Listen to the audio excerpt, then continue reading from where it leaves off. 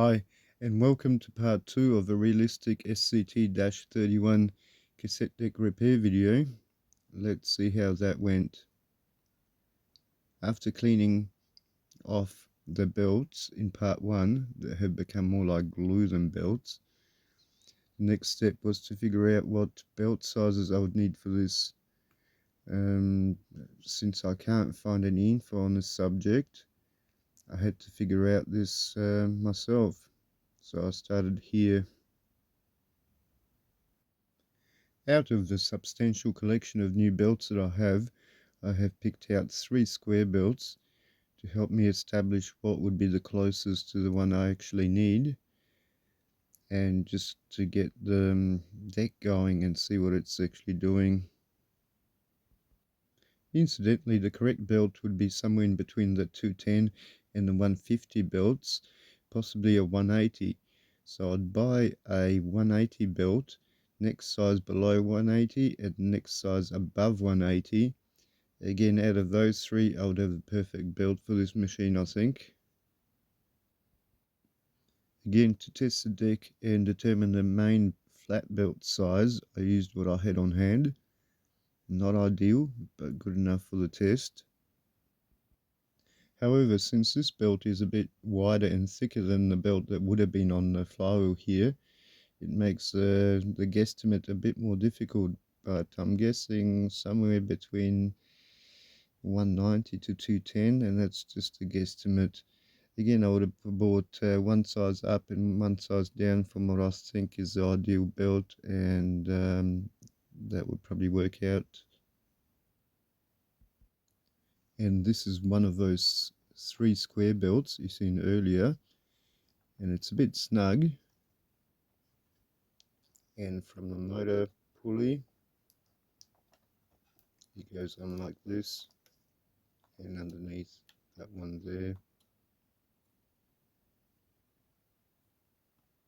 And that takes care of the rewind and fast forward actions on the cassette deck.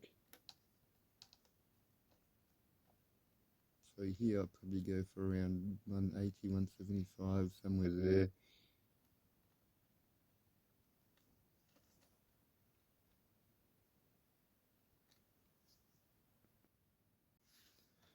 And this here is a cam gear for the auto stop mechanism.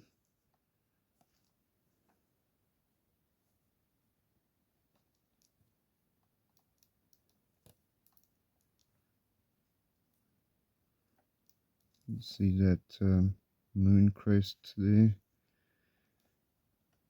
That works the auto stop mechanism at the front. It does not come off the belt counter belt.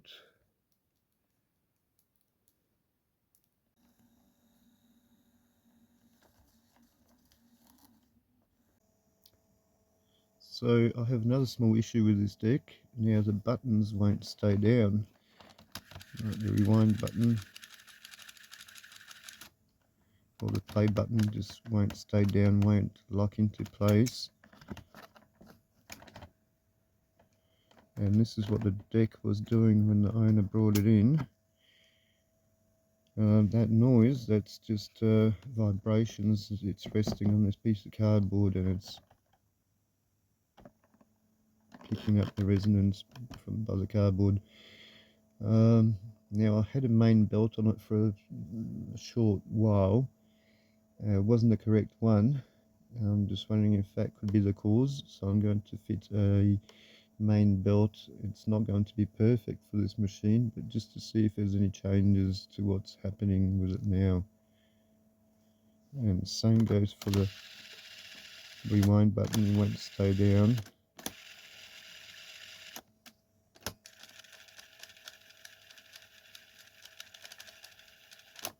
Let's do that. So I'm going to throw this belt on there, see if it makes any difference.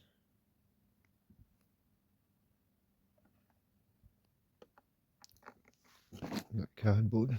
So I have done that, and it's way too loose. You can tell that it's riding off the side of the flywheel. It's just to see what's going on, and I'll throw on the square belt on the end of that pulley and see how that goes. Right, so I got, no, I did a moment ago. Yeah, no, that's still on. Just looking through the camera. So I got both belts on. Let's see if that made any difference. Right, so second belt much shorter, and this one, yeah, we'll see how this one goes. Both of them on. Right, let's see how this goes.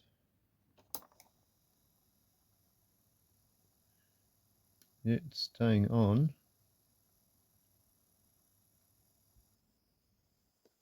Right, let's see what happens when I press play.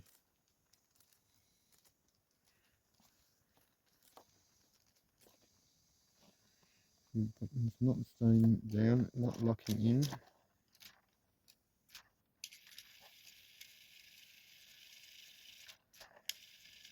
This button's not locking in. And neither is this button locking in.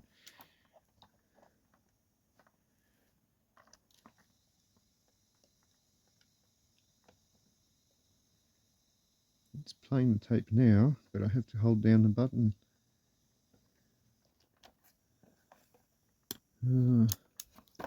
Pause.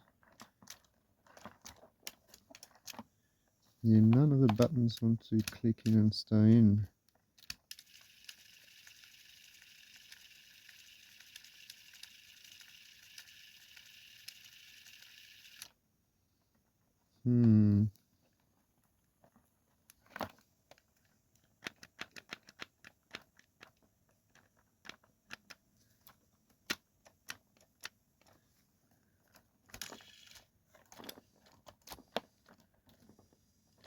No.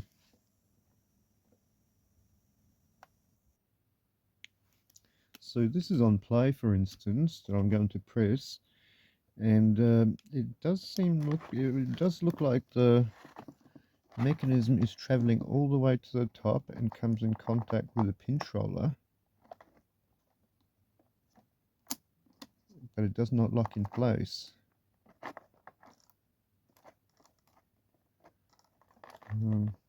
There you can see what's happening with the pinch roller. But what's interesting, I just noticed now, is what's happening with the raise head. That's as far as it'll go. Let me demonstrate it like this perhaps. So that's like the play button.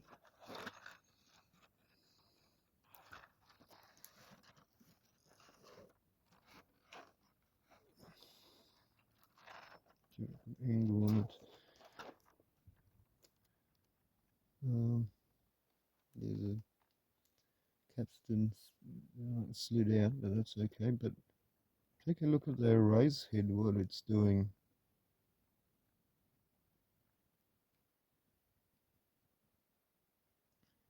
It's rocking in its own mounts there, like that. And yeah, it should be about here. This is where the button should lock in. And observe the raise head, what it's doing there. I can't say I've seen this happening before either.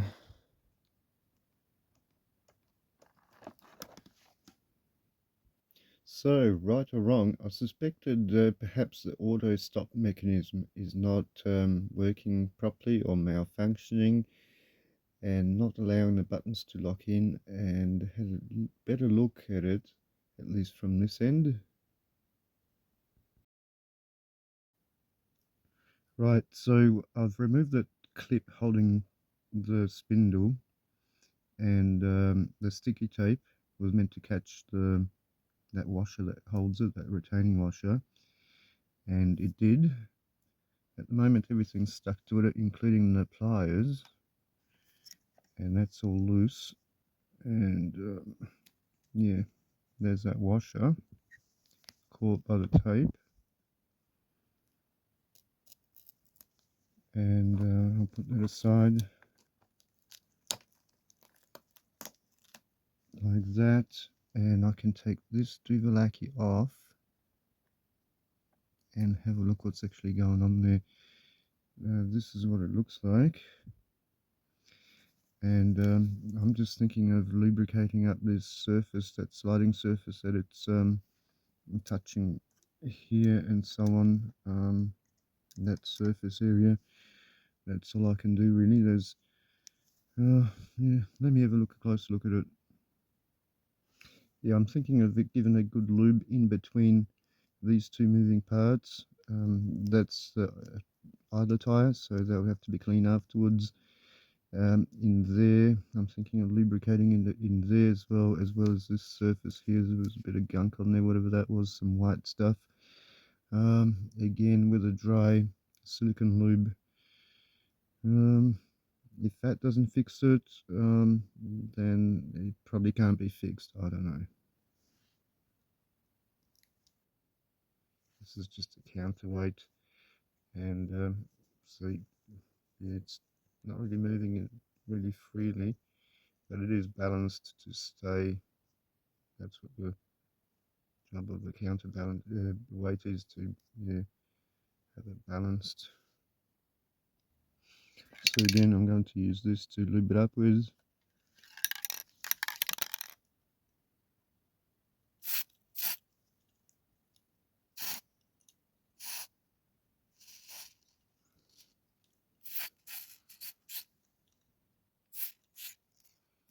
Like that. And this pulley had that liquid belt on there for the counter belt on there as well, and I'm wondering if there's maybe some remnants of that belt in between those two assemblies there. Yeah, that came out pretty clean. So I have returned the retainer back on there, straight from the sticky tape, mind you, from the masking tape straight onto there. Yeah, yeah, that'll work. I didn't lose it. So that auto stop mechanism there, on play, it moves in the down position. In fast forward, it moves in the down position, and in rewind, it moves into the upper position. So yeah, that's working. All that made no difference, and the buttons still aren't locking in, and I'm not going to split the sandwich of the mechanism to figure out why the buttons are not locking in. And this is why. This is a simple mechanism from a 1990s boombox, a lot simpler than what's in the SCT-31, and it's basically stripped to its bones, no screws left, and you still can't see what's actually interlocking these buttons here. So, as per owner's instructions, I'm now going to reassemble the deck as is, and the only belt I'm going to fit on this is a random length belt, a belt in a size that I have many belts in that size. It's probably too loose, but that's okay as long as something's moving on it.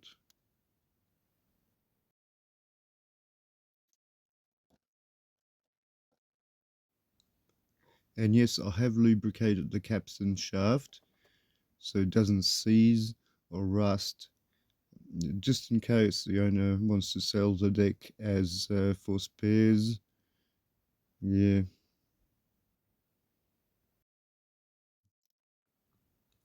And that trick with that sticky tape, or masking tape in this case, that's a really handy trick. I've seen that on 12-volt vids guy. He was showing this trick, and it's really handy to know this.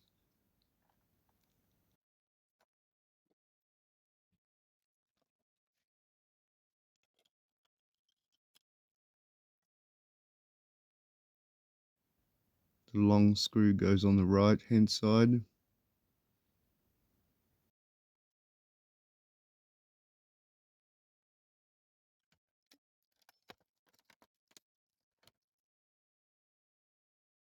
No main flat belt was fitted to this machine, there's just no point.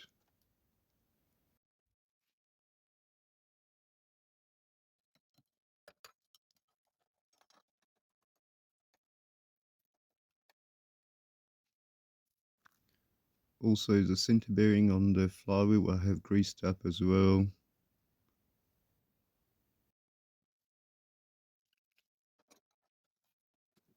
And the flywheel bearing bracket is going to go on first, then the motor support, as well as the screws behind the motor support bracket. So that's going to go on first.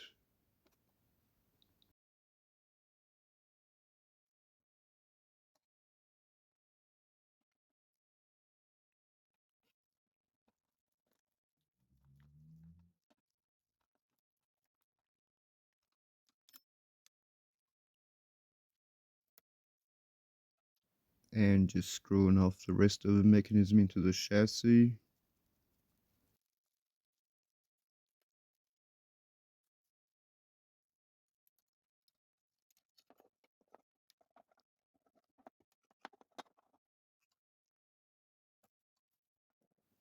And that's motor support bracket. It's got a cable tie thingy on it as well. All those cables.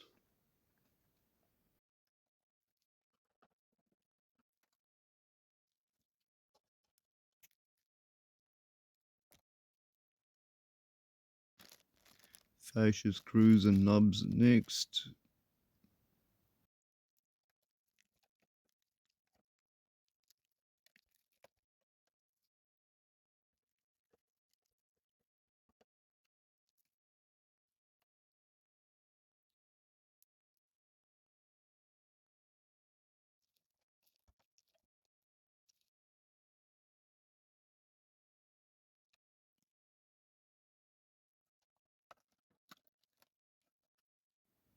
A couple of more screws underneath the machine,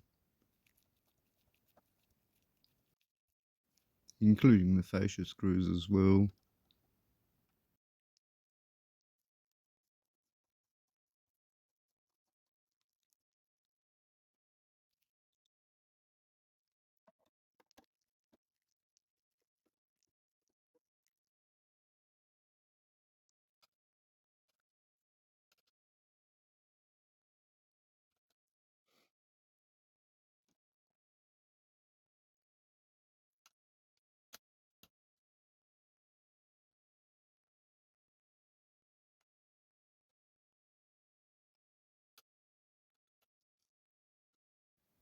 The knobs.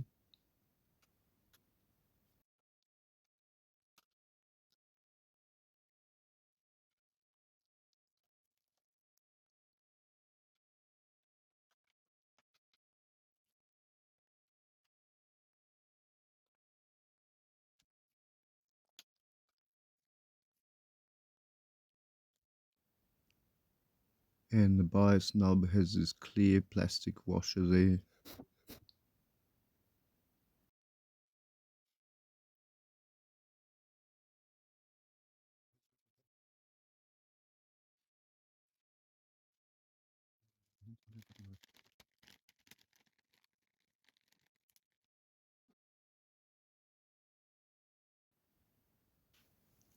Now the top cover.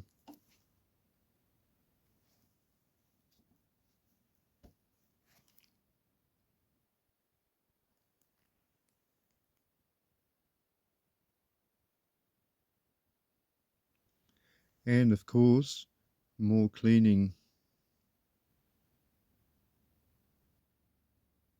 And that's dirt from one of the belts, of course.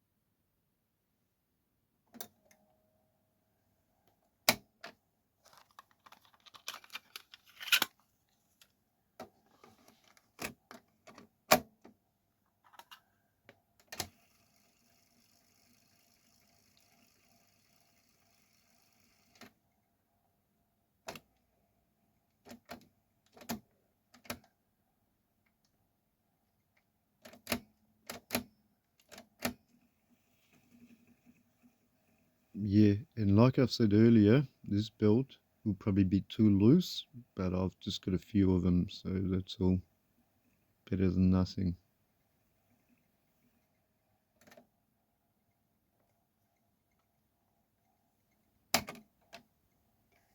Thank you for watching, and see you in the next or one of the previous videos.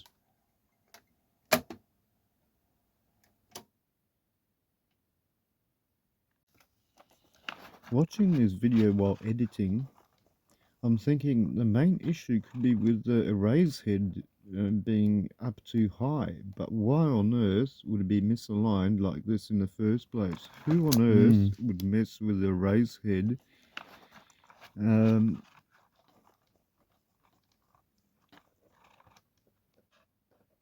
for what reason?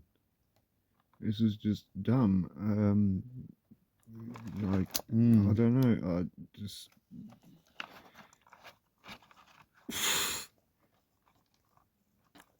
I don't touch the heads when I do cassette deck repairs. I don't touch the heads. All I do is clean them. The amount of work involved in aligning the heads is just unreal. So you just don't touch that shit. This is incomprehensive to me. I can't understand why this would be happening in the first place. But if you'd like to leave a comment, please do. Thank you for watching. See you next or one of the previous videos.